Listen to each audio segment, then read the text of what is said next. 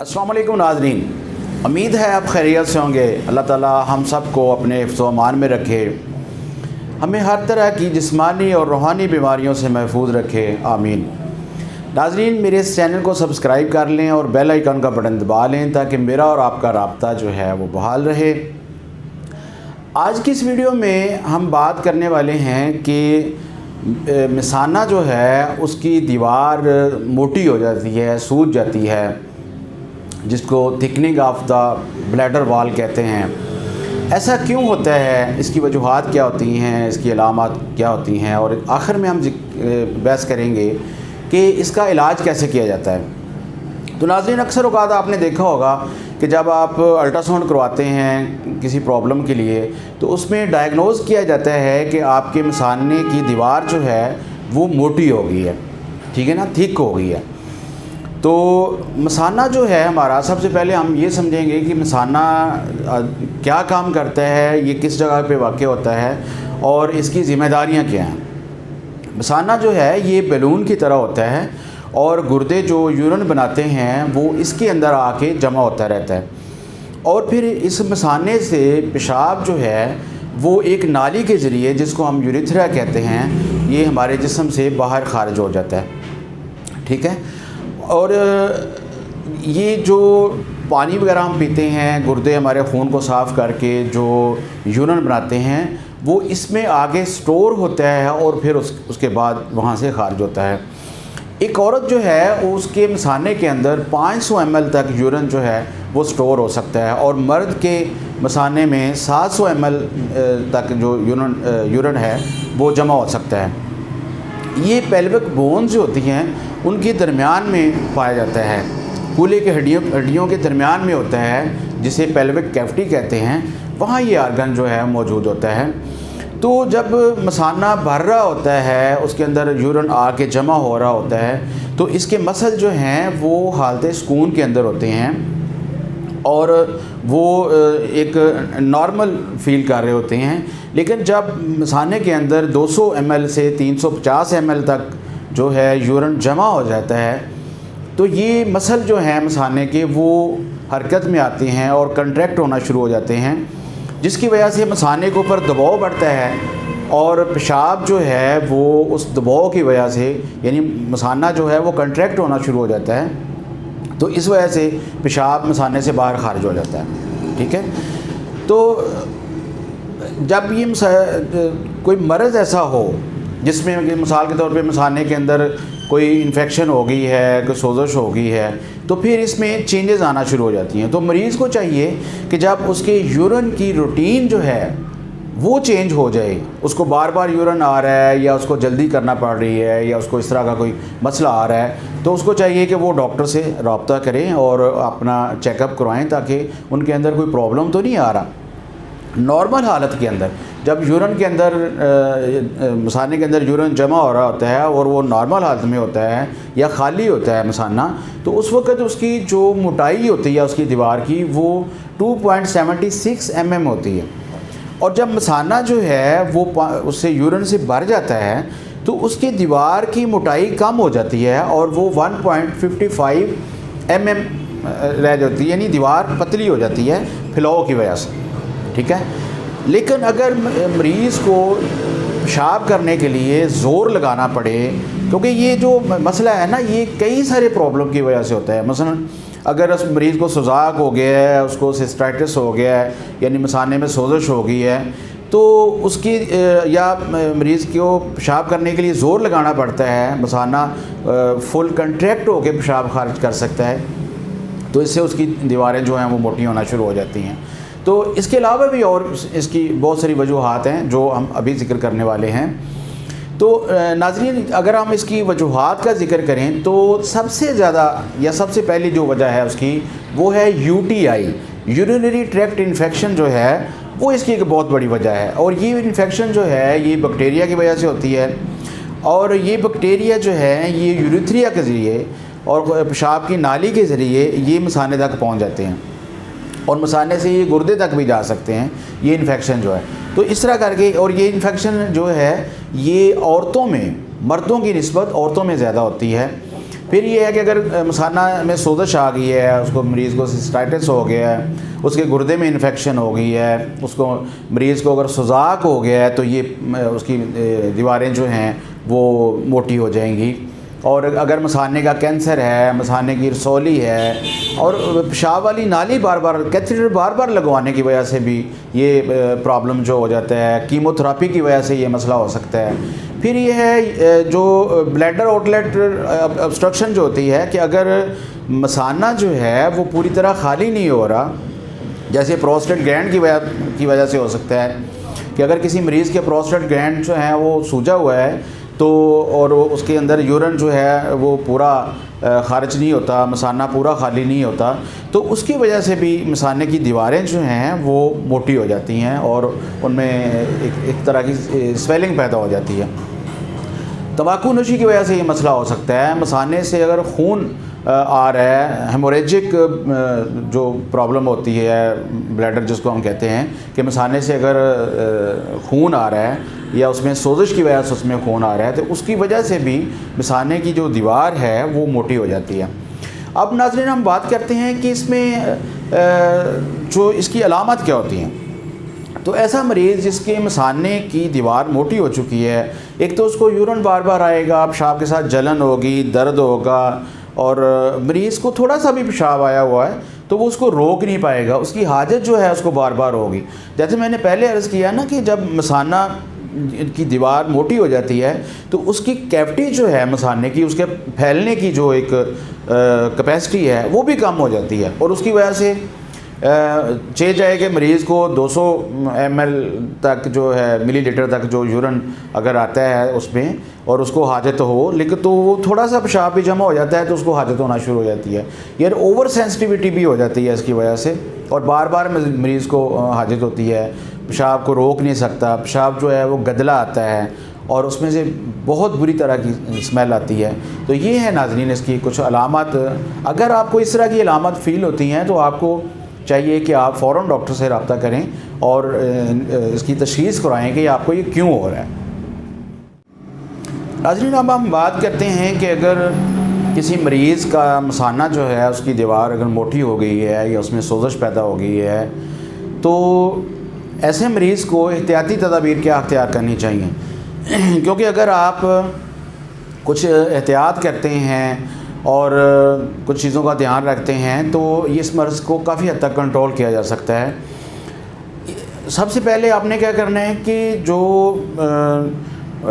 मनसूबाबंदी के लिए जो आप करते हैं और हमल से बचने के लिए, उसको अवॉइड करने के लिए जो आप कंडोम इस्तेमाल करते हैं वो स्पर्मिसाइड नहीं होना चाहिए, ठीक है।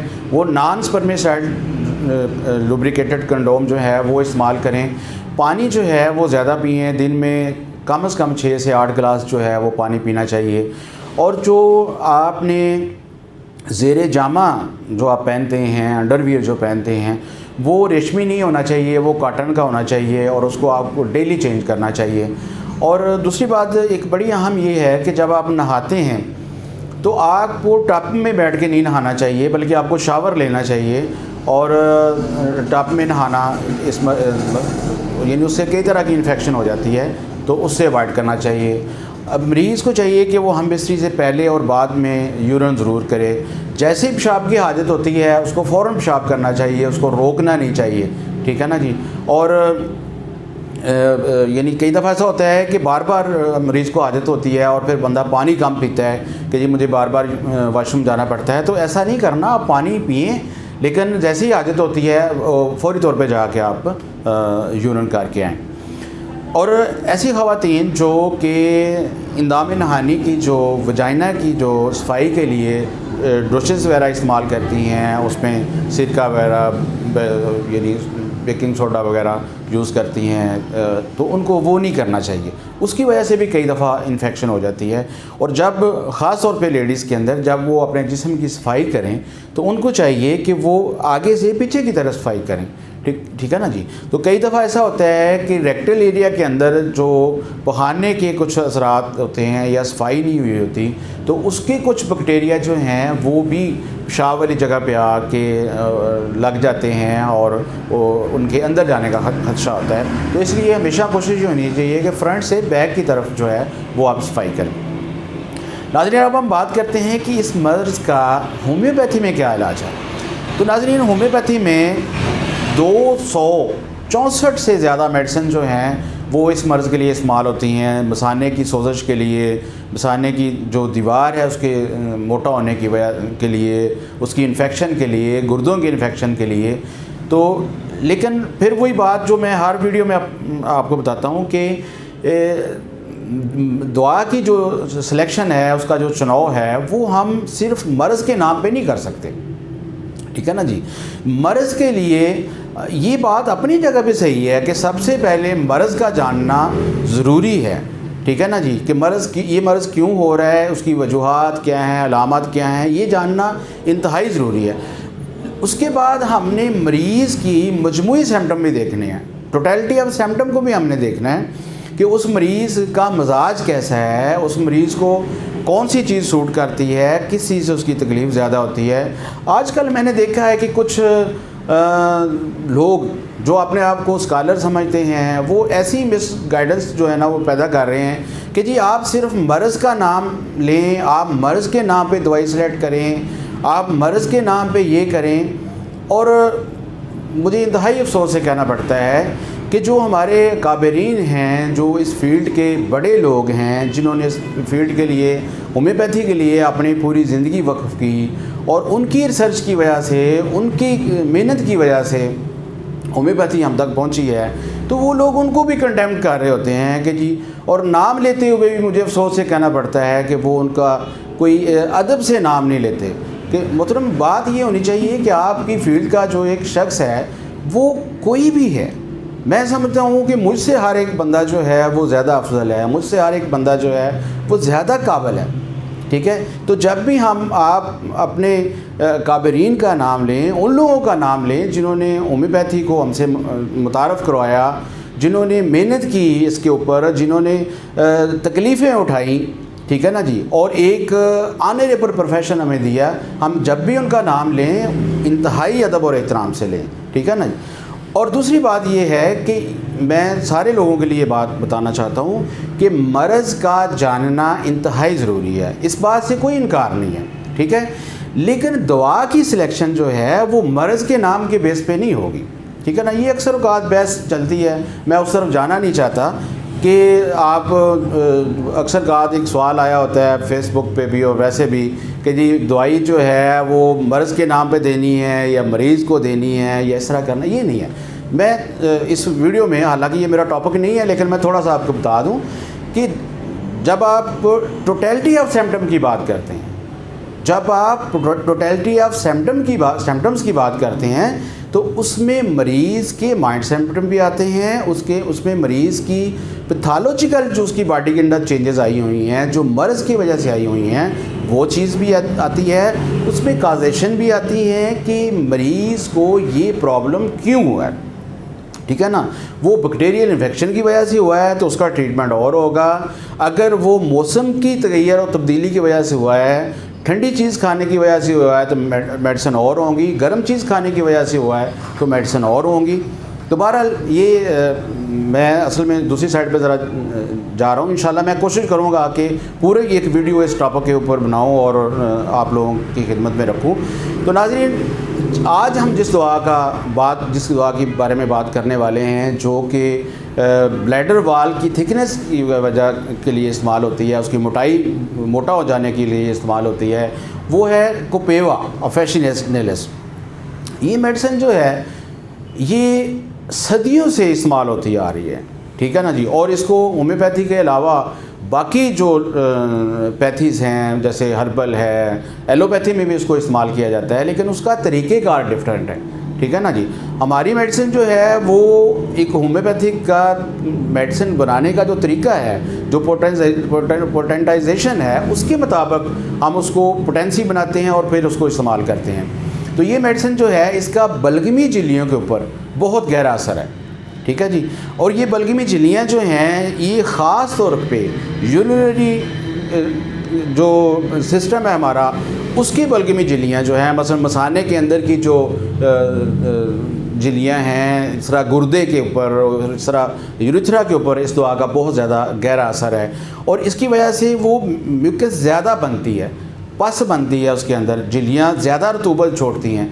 और सुजाक की ये ज़बरदस्त मेडिसन है, जबकि मरीज़ को तेज़ाबी किस्म का उसकी यूरिथ्रा के ज़रिए पस आ रही है और पीप आ रही है और खून आ रहा है, ठीक है ना जी। और बाज़ का ये पीप जो है वो सब्ज़ी माइल जर्द कलर की होती है और इंतहाई बदबूदार होती है, मरीज़ को जलन होती है, ख़ारिश होती है बहुत ज़्यादा। अगर ऐसे सिम्टम हों तो कोपेवा जो है ये एक ज़बरदस्त मेडिसिन के तौर पे सामने आती है। फिर ये है कि सर्दी लगने से बाज़ का ऐसा होता है कि छोटे बच्चों का अगर पेशाब रुक जाए तो उसके लिए भी ये बहुत अच्छी मेडिसिन साबित होती है। औरतों के मसाने के ऊपर मर्दों की निस्बत इस दुआ का ज़्यादा असर है, ठीक है ना जी। तो इन चीज़ों को सर्दी लग जाने की वजह से वैसे भी अगर आपको कोई प्रॉब्लम हो जाए, इस दुआ के अंदर सर्दी ज़्यादा लग जाती है, बुखारों के लिए ये इस्तेमाल होती है। और इन्फेक्शन जो है, जैसे यूरिनरी ट्रैक्ट इन्फेक्शन जो है, UTI जिसको आप कहते हैं, उसके लिए ये इंतहाई ज़बरदस्त मेडिसिन है।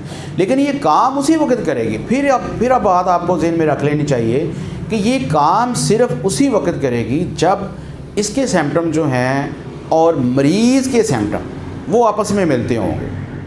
यहाँ मैं सिर्फ मर्ज़ का नाम नहीं ले रहा, मैं ये कहूँ कि जी ये मसाने की दीवार मोटा होने के लिए इस्तेमाल होती है, तो अगर किसी बंदे ने अल्ट्रासाउंड करवाया है और उसमें उसने देखा है कि उसके ये डायग्नोज़ हुआ है कि उसके मसाने की दीवार जो है वो थिक हो गई हुई है, और वो बवेवा लेके उसको इस्तेमाल करना शुरू कर दें, मोहतरम ऐसा नहीं है।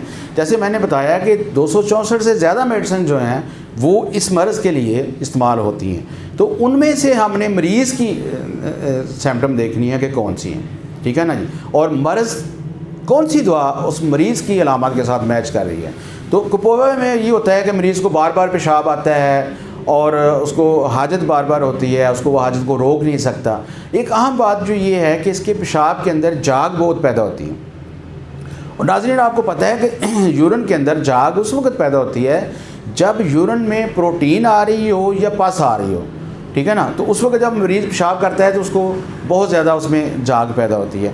तो नाज़रीन अगर इस तरह की अलामत आपके जिस्म में हैं, आपका यूरिन जो है उसकी कोई रूटीन चेंज हो चुकी हुई है, या आपको पेशाब करते हुए दर्द महसूस होता है या जलन महसूस होती है, तो आपको चाहिए कि आप अपने डॉक्टर से रब्ता करें और इसके बारे में तशख़ीस करवाएं कि ये मर्ज़ जो है वो आपको क्यों हो रहा है, ठीक है ना। आया कि कोई मसाने का मसला है, गुर्दे का मसला है, या कोई और प्रॉब्लम है जिसकी वजह से आपको ये चीज़ हो रही है।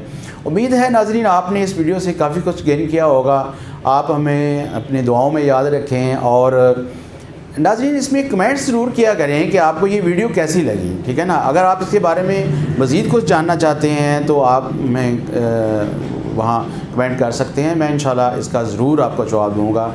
नाज़रीन खुश रहिएगा, हमें दुआओं में याद रखिएगा। अस्सलाम वालेकुम।